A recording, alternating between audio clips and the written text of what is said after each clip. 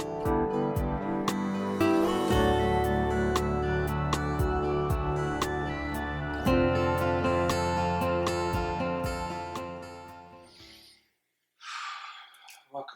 Welcome to Satsang. Thank you for being here. So, there's a topic I want to speak to initially, just to open up some dialogue. And then we can ask questions and share and explore together as a community. And explore into what you so beautifully spoke to, which was just that idea of, when the mind stills, when the ideas, when the concepts are able to be put down long enough, what is it that arises? What is this natural state that arises? That is our true state of being. So that's what at least my satsangs are always pointing to. What is the liberated true state of being, and how do we touch into it? So in this experience, ideally, is we aren't just talking about concepts, but we're actually allowing ourselves to take what resonates with us of, oh, that feels right, that feels good, there's something about that feels in alignment, and actually dropping into the experience. So when we walk out today, we maybe have had the opportunity to have some direct experience. Not just, yeah, it's always good to talk about these things. Yeah. So what came alive for me this morning has come alive because I've been doing a fair amount of work with a lot of individuals who aren't necessarily coming for the spiritual awakening. I have opportunity to work with people in more of the personal development realm. And so I am assigned to them as one of the practitioners. They come, they spend like 4 or 5 days, they go through various processes with different practitioners. So they just get assigned to me. They don't know what's coming. And it's been very interesting to meet with and have dialogue with those who have already, done some inquiry and asked these questions and done some exploration, and those who haven't. And how foreign of a concept it can be for many people. This idea of who you are has nothing to do with what you think about who you are. In fact, the truth of who you are will never be conjured, will never be constructed in the mind. The mind will always create images, ideas, thoughts, concepts, constructs of self. But they're limited to the mind's imagination. And the mind, as we all know, is often greatly troubled by our conditioning, by our stories of self, by the ideas of self that have been generated over lifetimes. Does that make sense? Sure. Yeah. So I found it very interesting to watch and to see to get really clear, even more clear, on just how lost in the illusion the vast majority of people are. And as you spoke to this morning, the evolution of consciousness is expanding fairly rapidly. Much has happened. There's a lot of falling away of the illusion, a lot of beautiful dialogue and interaction and exploration of the true nature of being, and that's happening at a level or a pace or a depth that has perhaps never happened quite like it is now before, especially in the westernized cultures. This has been more true, more prevalent in the Eastern cultures. But now it's a more universal experience. And what has been coming up, what has been the teaching that I find is landing initially for a lot of people, is a new concept that they've perhaps not experienced before, which is in the world of personal development, and I did this for years, and it was valuable. It's actually a valuable step in stabilizing a knowing of self. But I spent so many years of my life, the majority of my life, in the pain and suffering of trying to create an image of self, both for myself and for others, that I thought would be sustainable. Like if I got it right, if I could create this image of self that would be loved and accepted and safe, then finally maybe I'd feel at peace. And we all know that experience. And so a lot of my thoughts and a lot of people's thoughts and conditioning is disempowering, is diminishing to the spirit. I've taught that I'm not worthy. I'm taught that I will be abandoned if I speak my truth. I've been taught that no matter how good I do, I'll never be perfect enough. All the storylines that we've produced. And in the journey of personal development, again, the personal, bringing our attention to our person and believing that that's who we are. And if I could just get this person organized, God, please let me get this person figured out so my person can feel okay. Totally forgetting that we are the divine nature prior to person. So, but in that journey, most people are trying to take their unhealthy, disempowering, painful construct of self, conditioning, and say, if I could just let that go and replace it with a healthier idea of self, a healthier image of self, a more pleasing image of self. And if I could not only replace that unhealthy image of self, but replace it with a healthy image of self, and then hold on to it, stabilize it, so that every day, I don't get lost again in the old habits of self. If I could just do that, maybe I'd be okay. And we start to recognize that any image of self, anything constructed in the mind, is unstable. Right? Yeah, then it becomes the Stuart Smalley form of personal development. I love it. What did he say? I'm good enough, I'm smart enough, and doggone it, people like me. Exactly.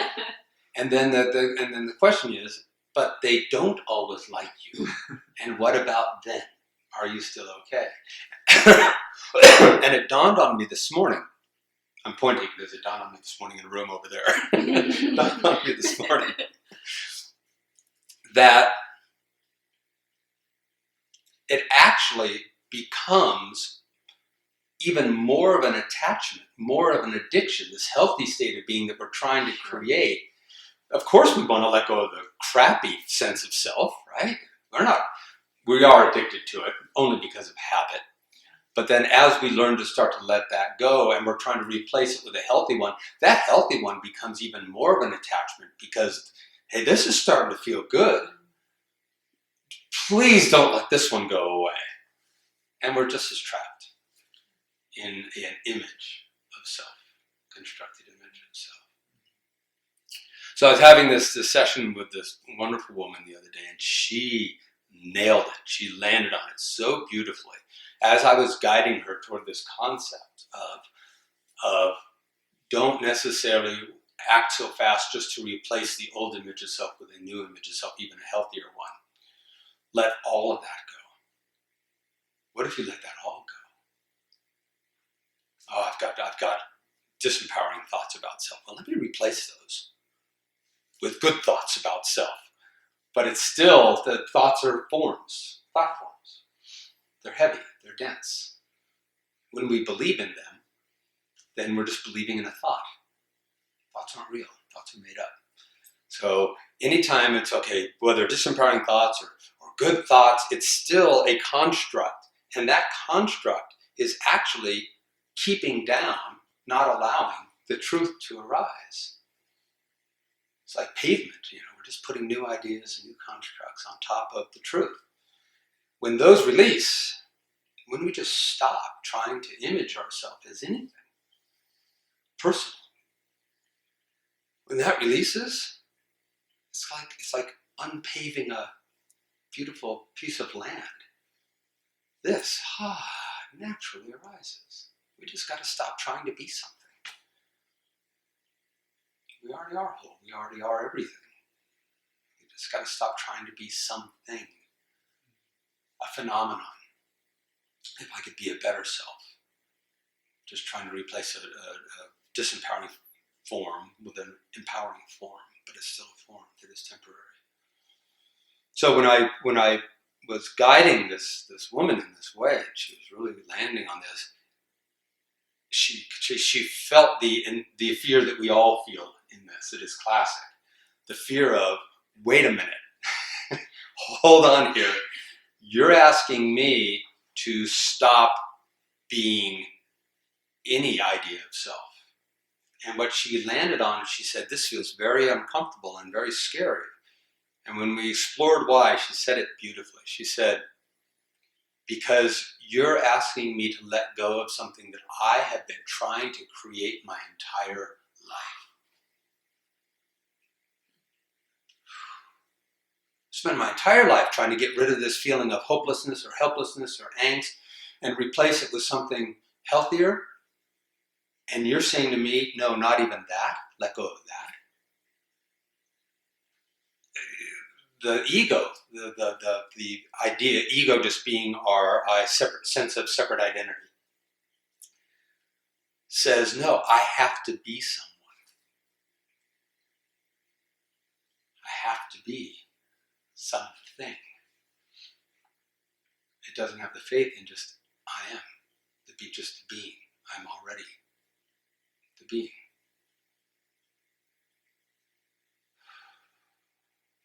It arises when all constructs fade away. So about 2 years ago, I was sitting on my porch down at my house in San Diego with a dear, dear friend of mine, one of my really beautiful guides in life. She's an intuitive and she just really gets things. She is not on the path of this type of awakening that I've been on. And yet she saw, because she's intuitive, she saw my struggle. And the guidance she gave me at the time was, maybe if you just stop trying to create yourself in any way. Because I was doing a lot of marketing and who am I, and what's my work, and how do I get it out there, and what do I really do? And just trying to figure out the construct, the better construct. And she saw this and she said, maybe just give it like a month.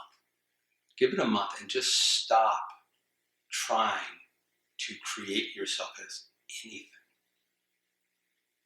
And so I did. I had the luxury that I could just stop. And I spent every day that month down on the beach. I lived about 20 minutes on the beach, just walking on the beach. And of course, my initial experiences in going down to the beach and walking was the psyche said, ooh, what great space. Wonderful. What space to create this new self. Oh, stop it. Stop it. But we've got to. We've got to, because if we don't, there will be nothing. Because I'd never had the experience that the nothing is actually not nothing. It's everything. There's a fulfillment. But I'd never gone there before. So I had no faith in it. I had no experience. The only experience I had was constructing really excellent images of self. So that month turned into 2 years. It just kept seeming like really this is the only freedom I've ever known. Is when I stopped. And the analogy I use is if you had a beautiful piece of land. So our beauty, our natural eternal essence, wholeness, love,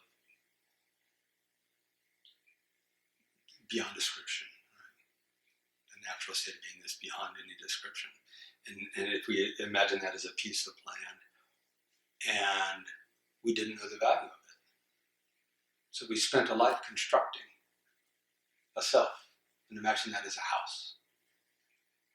We all constructed different types of houses. Some people's houses had very small rooms.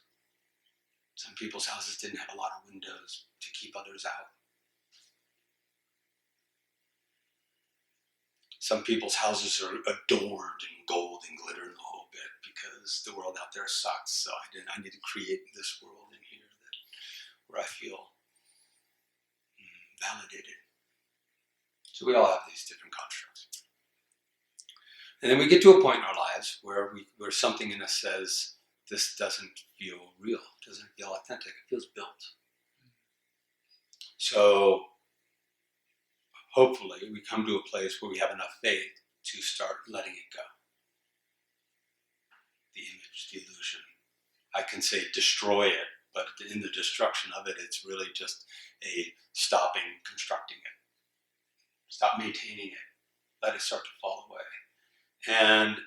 And if we're devoted enough and diligent enough, often that construct disappears. And the thought is, when I awaken, when that construct goes away, I will be presented with this verdant, beautiful me. And what we're often left with is a barren piece of land that has been built on top of for so long. We've never experienced it before.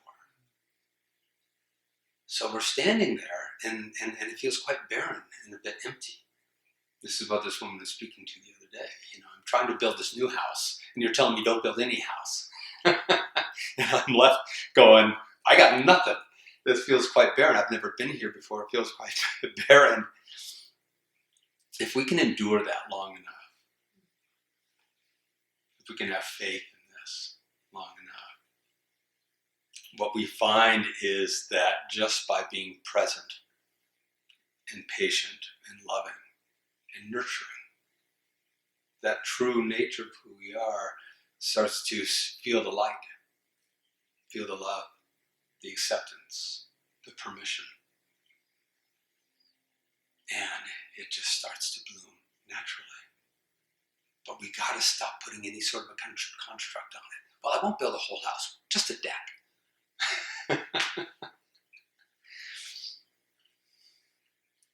And when we stop that completely, we start to feel what our natural state is, and it starts to bloom, it starts to flower, and it starts to grow, and it's vital, it's vibrant, it has a vitality, natural vitality to it. Right?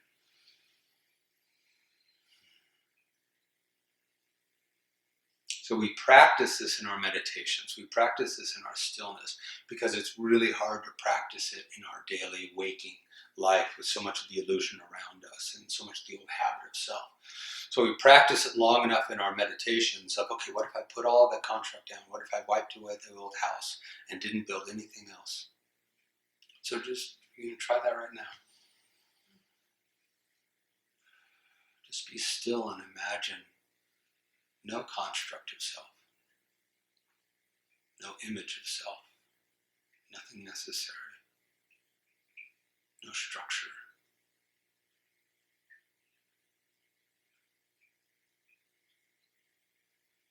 Structure is being limiting.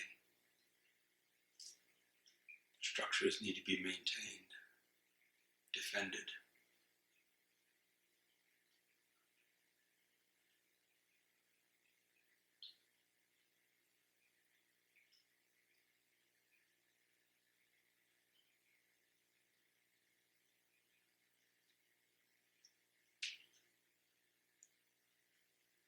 What is the natural state of being that we start to find is present underneath the constant construction of self, letting all that go?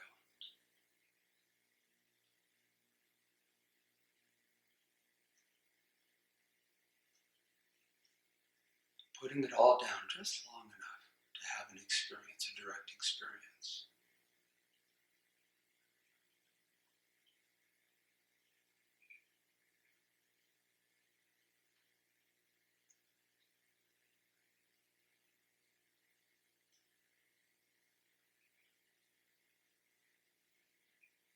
It's like, oh, I was only living in this house, but now I have access to the entire isness that I built my construct on.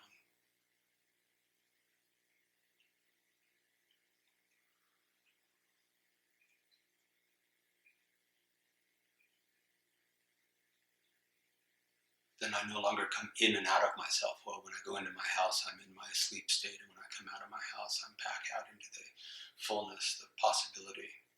Just wipe out the construct and just live in the possibility.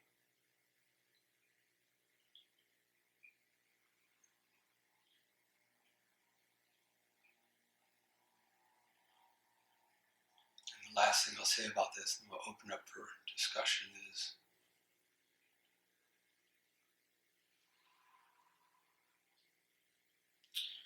the question arises, if I don't have a personal self that I'm primarily identified with, what will make decisions? What will choose life? What will choose what I do and don't do, and allow and don't allow, and what I create, what I manifest? Just recognize that the conditioned self chooses a life that matches its conditioning. If the conditioning has a deficit of love, it will choose a life that needs to feed it love. If a conditioned self has a deficit, a hole of self-worth, it has to create a conditioned life. It has to find the conditions that fill and validate that sense of lack of worth.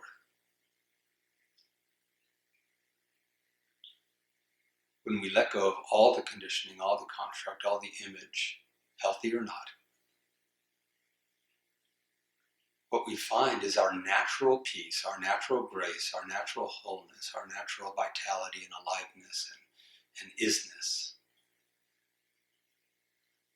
It does the choosing, but not from a place of lack and not from a place of need.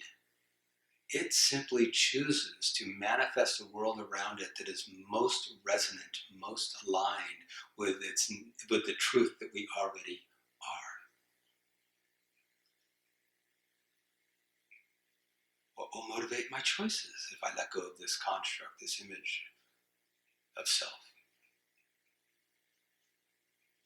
And what motivates the choices is the natural love and isness and wholeness. Just says, I'm just manifesting a world around me that feels the most in alignment and most alive with this truth that I am. We just keep choosing more truth. We just keep choosing more love, more aliveness, more vitality. Not from need, not from lack, not from ego, not from construct, not from conditioning, but just because it matches most beautifully with the truth of who we already are.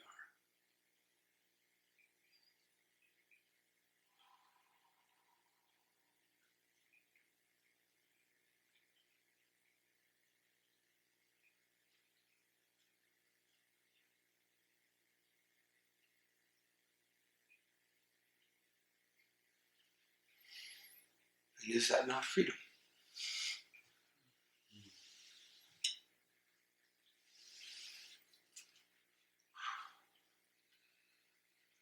So what arises for you in this exploration? What questions or aliveness or interest? What arises?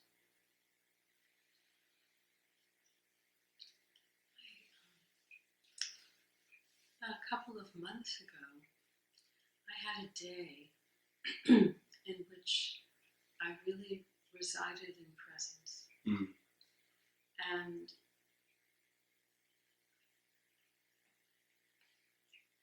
And it was triggered by something I read in Facebook. One, I believe you know Sri Sumayuru. He said something, and it really struck me, and I was like, I want to remember this today. And then I was talking with this therapist who I mentioned to you, who is so grounded in non-duality, and just spent an hour talking about that, about presence. And it fed it so deeply. My entire day was that. And the beauty, the aliveness, the perfection it was all so clear. Mm-hmm. And then towards the end of the day came the thought, am I going to have this tomorrow? Or is it going to go back to normal? Exactly. It went back to normal. I woke up the next morning, it was like, oh yeah, there's the mind, Right. there's the whole thing. Yeah. And but what I got from this was that I know what the truth is, Mm-hmm. and that then everything I seem to be reading by awake people is that still, there's pain, there's suffering. You're not so identified with it, but you can have bad days, or I don't actually know how to express it, but my life has a real challenge right now, that I'm trying to navigate and not be totally conditioned and depressed by it, because it's a difficult situation. And so I don't even know what my question is. But like having had such a profound experience, Yes. it wasn't even experience. It was just a being. Yes. Yes. And then to kind of tumbling back into, I can be bitchy and angry and blah blah blah. The whole thing. Right. It's like I'm trying to. The identification with the I, the small I. Yeah. And the problem with our languaging is I really wish we had a better languaging to say, when we say the word I, what we really mean, because typically we mean the small I. Sure. So you're having this experience, right? If I still exists at all, the small I, then the I that still exists will co-opt that and say, now, how do I stay awake? Sure, yeah. I can't be awake. Yeah. I will never be awake. Right. Awake is awake. Right. So as soon as I starts to say, that's what's happening is we're now identified again with the small I, trying to be an awake I. What if we just let go of the small I altogether? This doesn't mean that the vehicle of Devika doesn't mean that the vehicle of Devika won't still exist. It's just it's got to be complete. There was a fear. I recognized, that like, oh, is it going to be like this? And then there's this fear. Whose fear? The ego's fear. Right. The small I fear, that's what really. Right. And tell me about the small I. What is the small I? What is that? It's the thought. Are thoughts real? No. Where do they come from? That's the thing to keep being reminded of. Stunning, isn't it? They're not real. None of it's real. You're making not it up. Real. Yeah. It's real in the sense that, yes, we do have a sense of personal self. It helps us in this world of the phenomenal world of form. It helps to know this is my mouth. This is where the food goes when I'm feeding me. This is my house. This is my, there's an I there. But the practice here is in the meditations, in our awakening, is really totally letting go of the complete recognition that the I is a made-up thing. So the I that says, how do I stay awake? So in this moment, what if the I that panics? I want to hold on to this because I want to be awake. As if awake is a thing it can hold on to. What if that went away? Yeah. Then what happens? Nothing.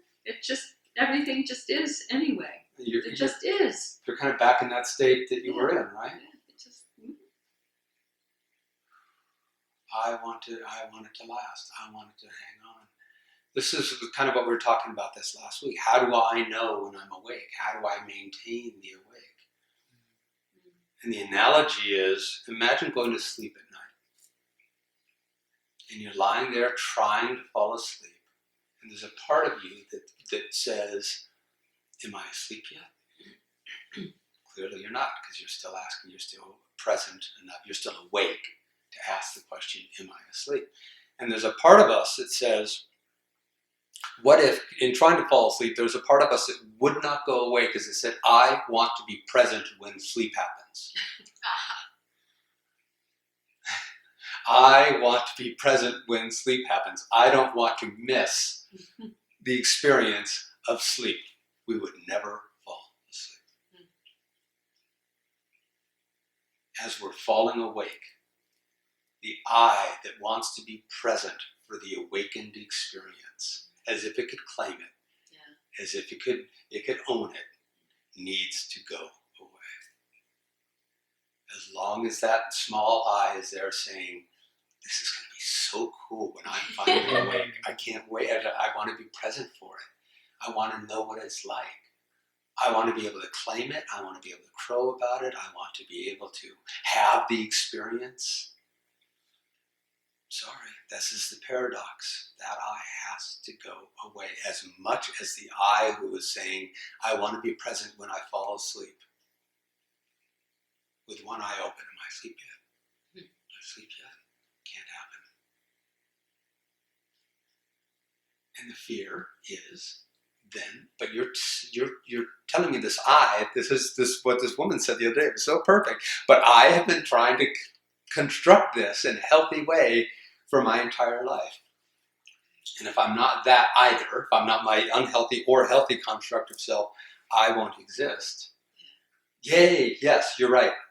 Little I, won't exist. And only then can true everythingness exist.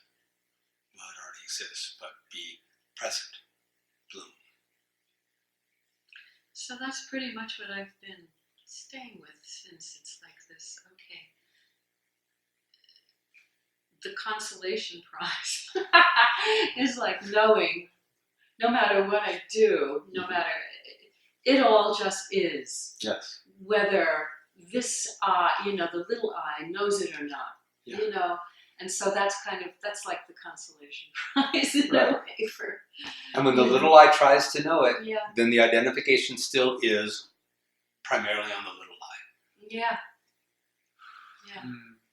I wrote something this morning about that.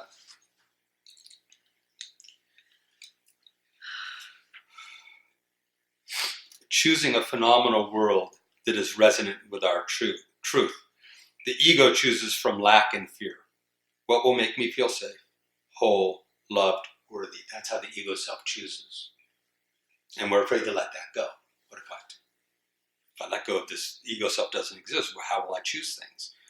The truth of being knows itself as already whole and simply chooses experiences that are most in alignment with its expansion and love. Choose what feels resonant with isness.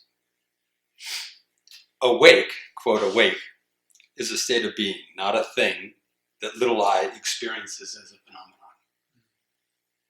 Awake is not something that the little I experiences as a phenomenon, because the little I can't be present. Awake manifests that which acts. So the awake state manifests the world that accentuates awake. It just accentuates, expands, feeds, aligns with, resonates with, vibrates with, like tuning forks, with awake. There cannot be an awake little I. In being awake, there is no little I.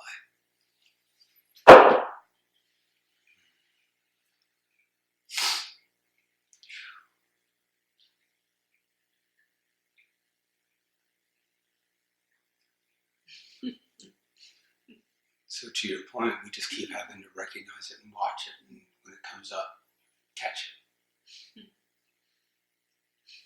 And as you do, as you express throughout the day, those moments of clarity can be, okay, that's right. what happens when the little I isn't present?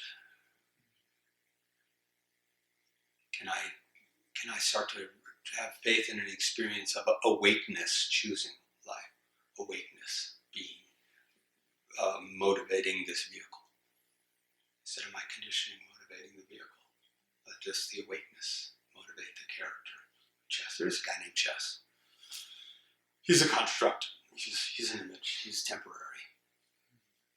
Awakeness uses him. But I'm not the temporary, I am the awake.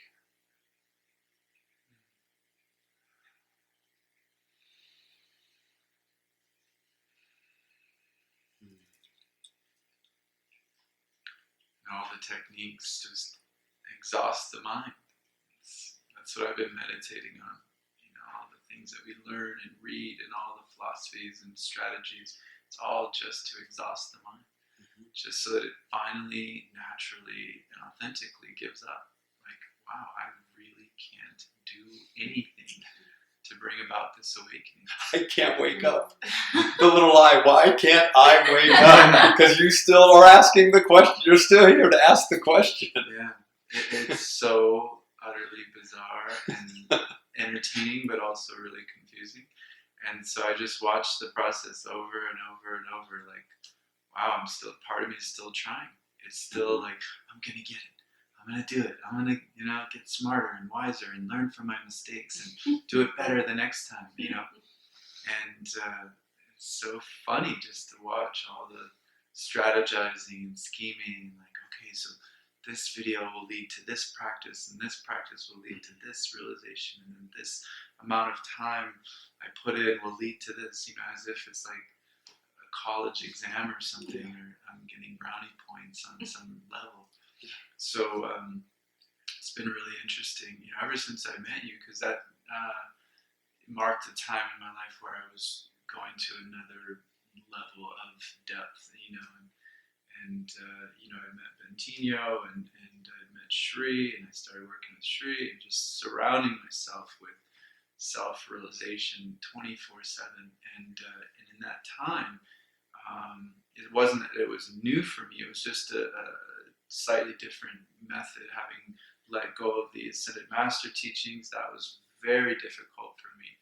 Very, very difficult, because I identified with that. I had assumed this is the way, this is the fastest way, the best way. Little I identified with that. And it made sense to my construct of a mind. Like, you put in this amount of work, you do these techniques, you achieve these certain levels, certain initiations, you can tune into your guidance and find out what level you're on and what you still have to do. It made sense to me. It was like, okay, complete grades 1 through 12 and you graduate, Yes. And then to, take all that out, and it was just like, you're already this, you're already that, you're already there. And it's like, what? No, I don't feel there, And then just this death, this constant little death, just over and over and over, day after day, week after week, month after month, just more dying and dying and dying to what I thought I was, or what I thought I was about, and the scariest part has just been dealing with the fear of boredom and blah, just blank. When I tune into what is truth and who am I, it's blank. It's so quiet. It's still. It's nothing, and I'm just like, do I want this? Do I really want this? Like, it's blank. It's that barren landscape when the structure is initially done. We have to endure. We have to be able to endure. There's a lot of trust in that. Yeah. And I haven't had much artistic creativity. I barely pick up my guitar. Like, part of me is like, where's the creative side? Where's the happy-go-lucky side? For a while there was some depression, and so many different stages of the death that I can just watch, each week and see, like, the mind still wants to go, oh, well, this week is a good week because I feel happier. But does that mean anything? It doesn't have to mean anything at all. It might just mean, oh, well, this week you feel a little bit better emotionally, but it doesn't mean it's a better week, or that that I'm more enlightened in any way. It's just watching that. And so I've just been practicing this believe no thought ever. So that feeling of, but what will, if I want to play the guitar, is that an ego I that wants to play the guitar? And I have to be careful about this. Playing guitar, creativity, the creation, it's a creation. It's a creation of the divine. To want to play the guitar, to want to sing, to want to dance, to want to celebrate, it's just celebrating the divine. It's just celebrating the isness. But until we've really let go of that attachment to the little I, we will keep questioning who's really making this choice. And we want to be careful because we want to awaken. So we want to be really careful with all this. We don't have to be careful anymore when we truly can let that little I completely die. The problem is the little I feels really ripped off. I've been working on this for a long time, and you're not going to let me have the experience when it finally arrives? Are you kidding me? I'm not letting go. I'll tell you what, I'll back off. I'll hang out over here in the shadows. But as soon as this awakening thing happens, man, I want to be there for the experience.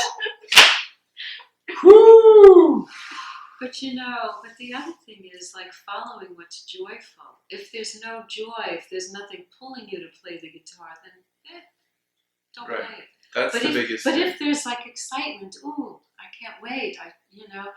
Doesn't matter which eye it is, because it's the divine enjoying itself. Sure. It doesn't have to come from awakeness. Even the little eye, if it's joyful, we gotta let it do what it does. And to not But let yourself feel guilty, right. Yeah. If I make this decision, is it wrong? Is it right? That's the little I making you feel guilty. Either decision, you go. Mm-hmm. I think just of being aware of it, knowing. That's the way I'm going to do it. There's this sense of, that's when I hear that, I get that, and my response is, that's the little I still claiming that it exists. Yeah. And that's suffering. That will continue to lead to a questioning and an uncertainty at some level. And we get to choose. There's no right or wrong. We get to choose what we want. The experience, the liberation, the freedom, the ease that I'm coming to know is in the total death of the little I. So that the choosing in life is more and more clearly of just the essence, the isness of self. Now, as the little I is still not completely dead, I do let it choose, and I don't beat it up for it. Yeah. I hear you speaking Yeah. to that. Yeah. But ultimately, the real freedom is when I know myself completely and absolutely as the pure essence, the beingness, the wholeness, the love that doesn't need a construct of self to make choices out of. I think so, yes, you're right. You're right at that. But definitely no beating up the No beating poor up. little Right, exactly. Poor thing, Because if you had a little child that was showing up in your life and trying to figure something out, it wouldn't be really all that handy to, beat it into awakening. Right. It wouldn't work. It really wouldn't work. It wouldn't be kind. It wouldn't be loving. It would be to be able to say, yes, I know this is where you are, and we're going to be aware of that, and we're going to witness it. But there's no shame around it, and there's no making it wrong. There's just the acknowledgement that this is happening, and here's this other opportunity that might be possible. When that sense of I need to be present for this experience is dropped, awake just happens. It's like going to sleep. When the thing that says, "Am I asleep yet?" is able to relax, sleep just happens. So true. You mentioned, it's not going to help to beat the child. If you think of it, in real life, I shouldn't say real life, but in this world, when a child is beaten, it's constructing with fear, bad memories, and it's going to affect how that child looks at the world. So it's ultimately just constructing all over again and getting farther away from the authentic self. Thank you. Exactly. That's good.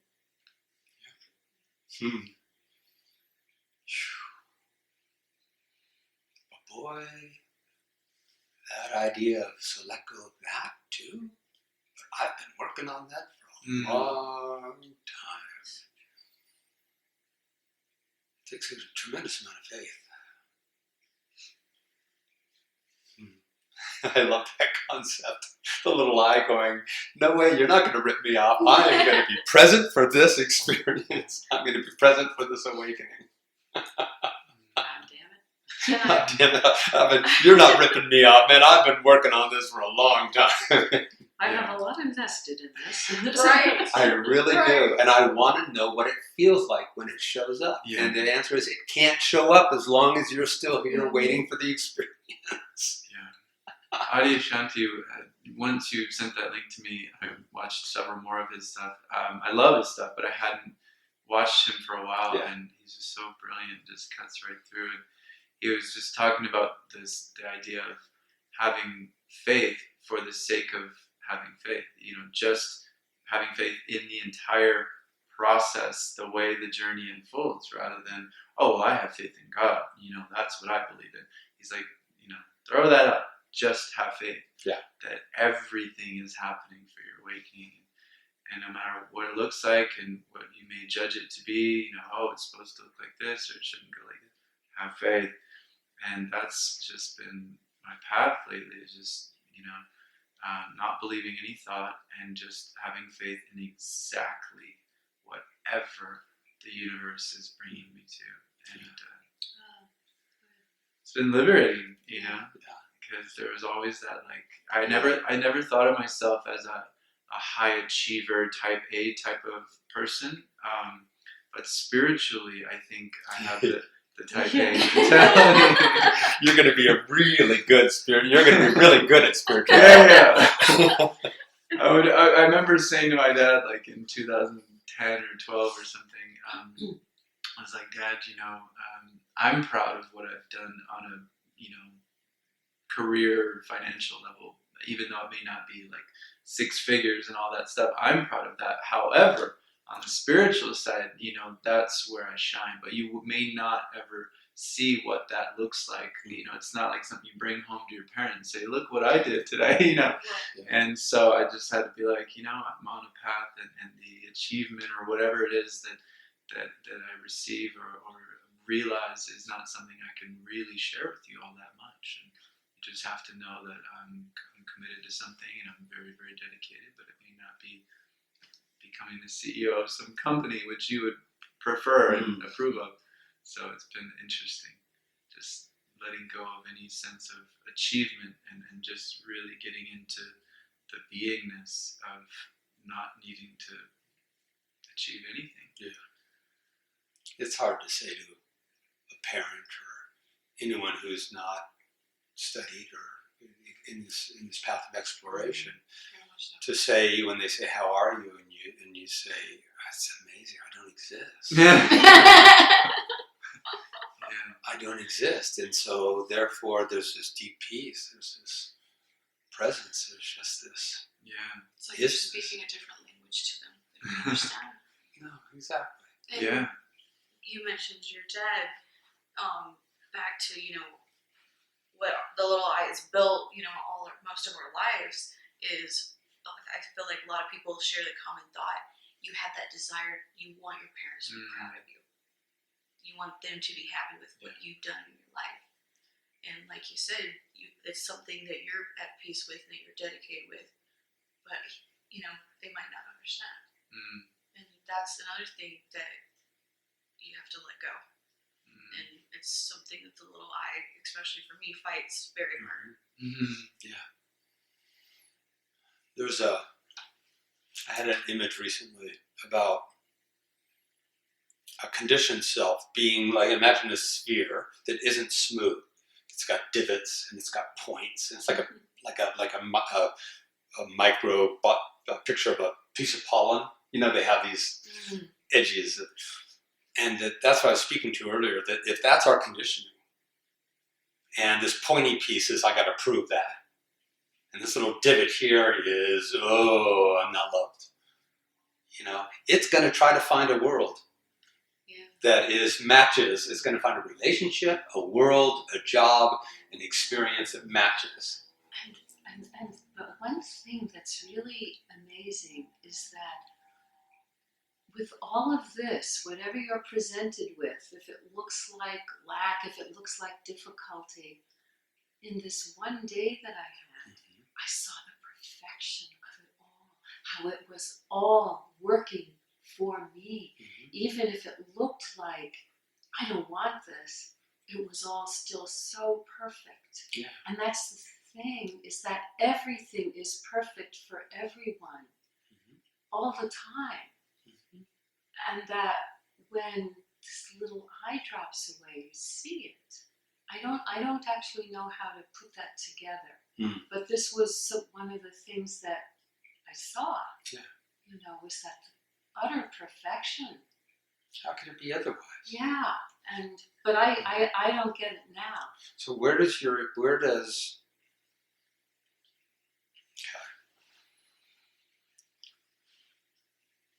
you see me, right? Where am I? Here. Point to me. Right. This is the natural, oh, you're there. Right. Where am I actually existing for you? How is it that the three of you have a different experience of me? Am I exhibiting three different experiences? Where's your experience of me happening? It must be happening in my mind. That's right. Everything is. Nothing's actually happening out there. Right. The form is, the physicality, the phenomenon is happening. Your experience of it is purely happening.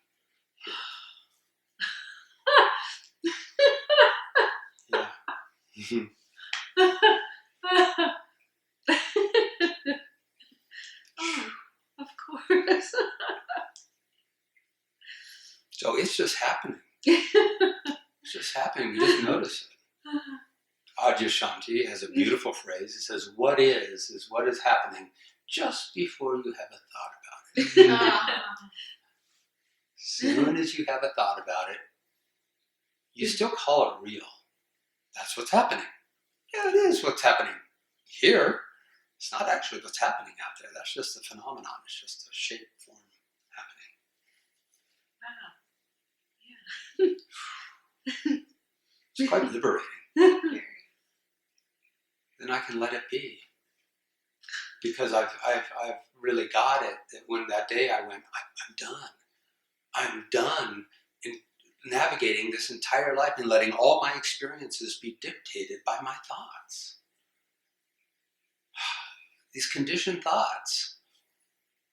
This image of self, this construct of self that has divots of I'm not worthy and things I need to prove, and it's managing and interpreting the entire world around it constantly from that state of being instead of from the pure consciousness, just the isness of being. I'm the isness of being. I don't need it to be any particular way to match because it smoothed everything out.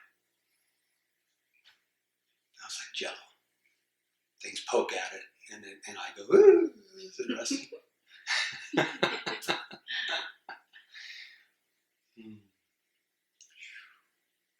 I remember that day. This is crazy. I'm interpreting my entire world based on conditioning, based on this jaggedy, edgy thing.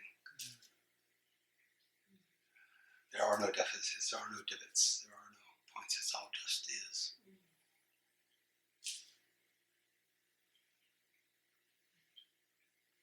That was the awareness. Now the allowing of that to actually be present on a predominant basis. That was my predominant way of being in the world. It took years.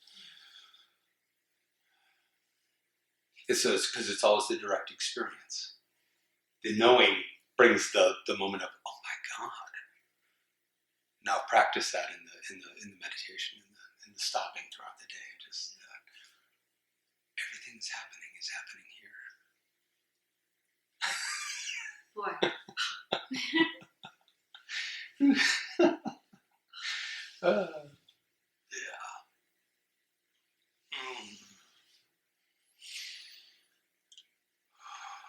Anything else that wants to be spoken before we close?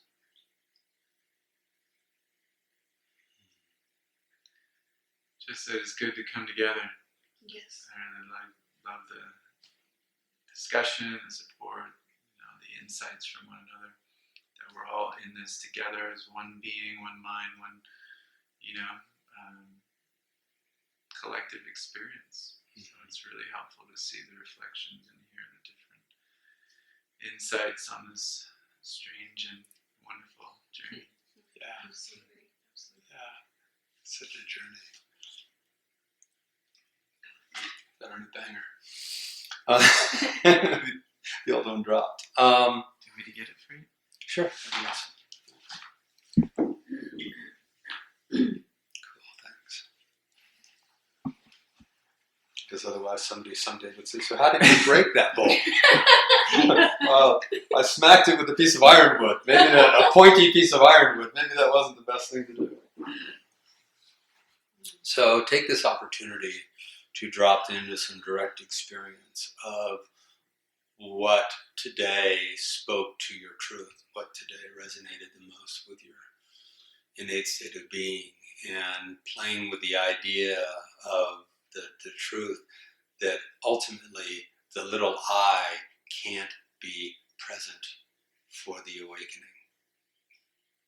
Just as the awake self can't be present for falling asleep.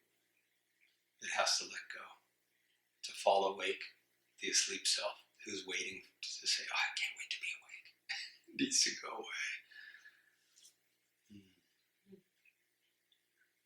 away.